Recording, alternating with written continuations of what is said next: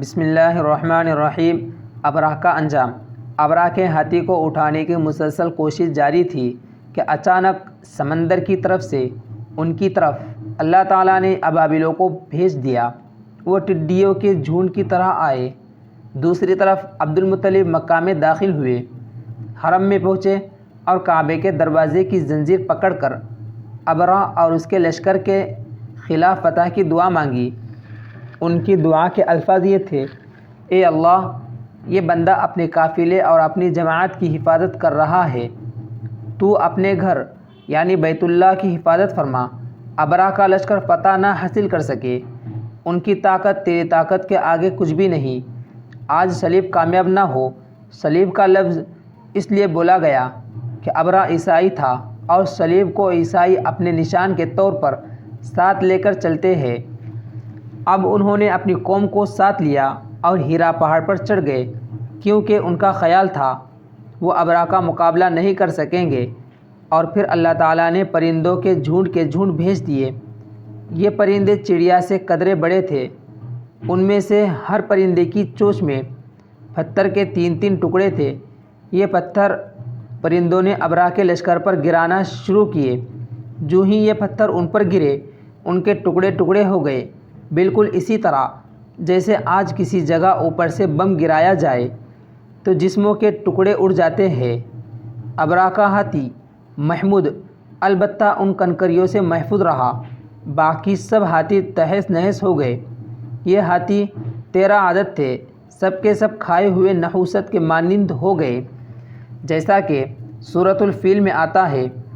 ابرہ اور اس کے کچھ ساتھی تباہی کا یہ منظر دیکھ کر بری طرح بھاگے، لیکن پرندوں نے ان کو بھی نہ چھوڑا۔ ابرہ کے بارے میں طبقات میں لکھا ہے کہ اس کے جسم کا ایک ایک عضو الگ ہو کر گرتا چلا گیا، یعنی وہ بھاگ رہا تھا اور اس کے جسم کا ایک ایک حصہ الگ ہو کر گر رہا تھا۔ دوسری طرف عبد المطلب اس انتظار میں تھے کہ کب حملہ ہوتا ہے، لیکن حملہ آور جب مکہ میں داخل نہ ہوئے تو وہ حالات معلوم کرنے کے لیے نیچے اترے۔ مکہ سے باہر نکلے تب انہوں نے دیکھا سارا لشکر تباہ ہو چکا ہے۔ خوب مال غنیمت ان کے ہاتھ لگا، بے شمار سامان ہاتھ آیا، مال میں سونا چاندی بھی بے تحاشا تھا۔ لشکر میں سے کچھ لوگ ایسے بھی تھے جو واپس نہیں بھاگے تھے، یہ مکہ میں رہ گئے۔ ان میں ابرہ کے ہاتھی کا مہوت بھی تھا، جو محمود کو آگے لانے میں ناکام رہا تھا۔ ہمارے نبی حضرت محمد صلی اللہ علیہ وسلم اس واقعہ کے چند دن بعد پیدا ہوئے۔ اب جس مکان میں پیدا ہوئے وہ صفا پہاڑی کے قریب تھا۔ حضرت کعب بن احبار رضی اللہ عنہ روایت کرتے ہیں کہ میں نے تورات میں پڑھا تھا کہ رسول اللہ صلی اللہ علیہ وسلم کی پیدائش مکہ میں ہوگی۔ یہ کعب پہلے یہودی تھے، اس لیے تورات پڑھا کرتے تھے۔ دنیا میں آتے ہی حضور اکرم صلی اللہ علیہ وسلم روئے۔ حضرت عبد الرحمن بن عوف رضی اللہ عنہ کی والدہ کہتی ہے کہ جب حضرت آمنہ کے یہاں ولادت ہوئی تو میں وہاں موجود تھی۔ آپ صلی اللہ علیہ وسلم میرے ہاتھوں میں آئے، غالباً داعیہ تھی، ان کا نام شفا تھا۔ فرماتی ہے جب آپ میرے ہاتھوں میں آئے تو روئے۔ آپ کے دادا عبد المطلب کو آپ کی ولادت کی اطلاع دی گئی، وہ اس وقت خانہ کعبہ کے طواف کر رہے تھے۔ اطلاع ملنے پر اپنے گھر آئے، بچے کو گود میں لیا۔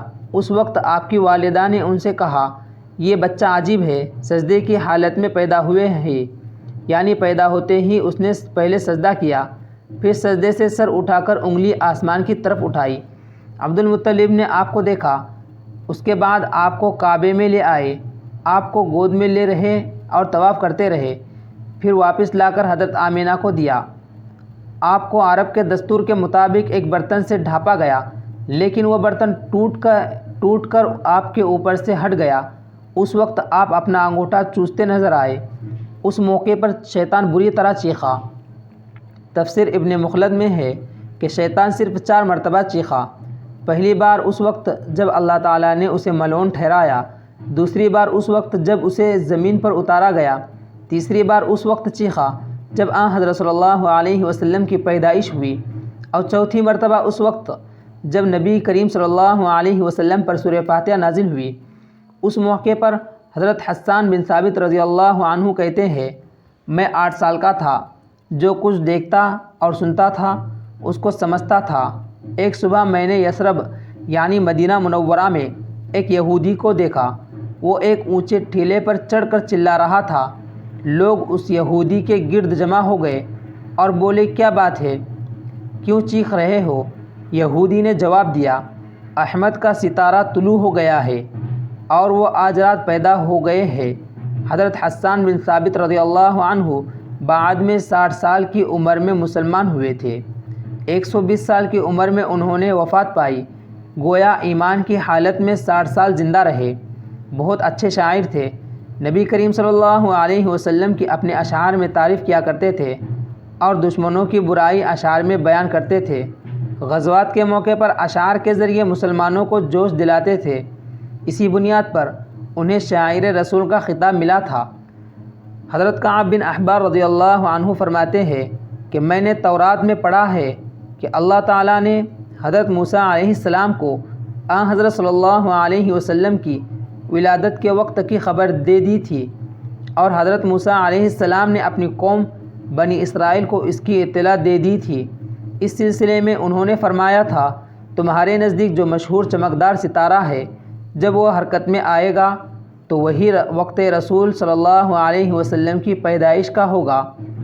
یہ خبر بنی اسرائیل کے علماء ایک دوسرے کو دیتے چلے آئے تھے، اور اس طرح بنی اسرائیل کو بھی حضرت صلی اللہ علیہ وسلم کی وفات ولادت کا وقت یعنی اس کی علامت معلوم تھی۔ حضرت عائشہ رضی اللہ عنہا سے روایت ہے کہ ایک یہودی عالم مکہ میں رہتا تھا۔ جب وہ رات آئی جس میں حضرت صلی اللہ علیہ وسلم پیدا ہوئے تو وہ قریش کی ایک مجلس میں بیٹھا تھا۔ اس نے کہا کیا تمہارے یہاں آج کوئی بچہ پیدا ہوا ہے؟ لوگوں نے کہا ہمیں تو معلوم نہیں۔ اس پر اس یہودی نے کہا میں جو کچھ کہتا ہوں اسے اچھی طرح سن لو۔ آج اس امت کا آخری نبی پیدا ہو گیا ہے، اور قریش کے لوگوں وہ تم میں سے ہے، یعنی وہ قریشی ہے۔ اس کے کندھے کے پاس ایک علامت ہے، یعنی مہر نبوت۔ اس میں بہت زیادہ بال ہے، یعنی گھنے بال ہے، اور یہ نبوت کا نشان ہے، نبوت کی دلیل ہے۔ اس بچے کی ایک علامت یہ ہے کہ وہ 2 رات تک دودھ نہیں پیے گا۔ ان باتوں کا ذکر اس کی نبوت کی علامت ہے۔ نبوت کی علامت کے طور پر پرانی کتب میں موجود ہے۔ علامہ ابن حجر نے لکھا ہے کہ یہ بات درست ہے، آپ نے 2 دن تک دودھ نہیں پیا تھا۔ یہودی عالم نے جب یہ باتیں بتائیں تو لوگ وہاں سے اٹھ گئے۔ انہیں یہودی کی باتیں سن کر بہت حیرت ہوئی۔ جب وہ لوگ اپنے گھروں میں پہنچے تو ان میں سے ہر ایک نے اس کی باتیں اپنے گھر کے افراد کو بتائی۔ عورتوں کو چونکہ حضرت آمنہ رضی اللہ عنہا کے یہاں بیٹا پیدا ہونے کی خبر ہو چکی تھی، اس لیے انہوں نے اپنے مردوں کو بتایا ذرا چل کر مجھے وہ بچہ دکھاؤ۔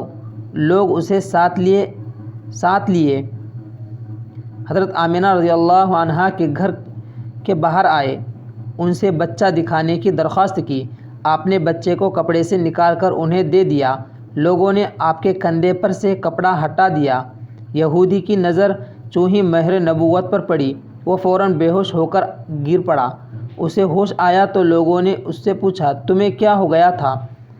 جواب میں اس نے کہا میں اس غم سے بے ہوش ہوا تھا کہ میری قوم میں سے نبوت ختم ہو گئی، اور اے قریشیو اللہ کی قسم یہ بچہ تم پر زبردست غلبہ حاصل کرے گا اور اس کی شہرت مشرق سے مغرب تک پھیل جائے گی۔